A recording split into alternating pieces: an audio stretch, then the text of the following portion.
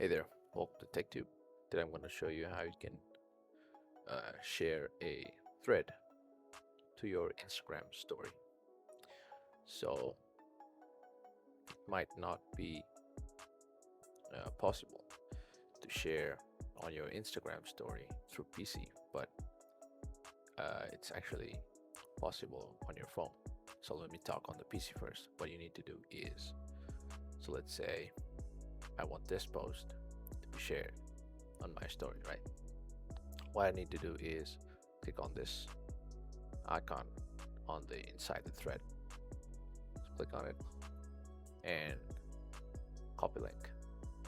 And on the Instagram, you just create a story, but there is no way to create a story on the PC version of Instagram. So on your phone, it's actually easy. If you click on this, there will be a direct message or share on your bottom of the screen. You can just directly share or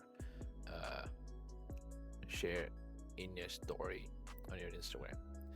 So you can do all that stuff from phone, which is kind of not possible in the Instagram website version. If this content helped you, make sure to like, share, and subscribe to the channel. Thank you.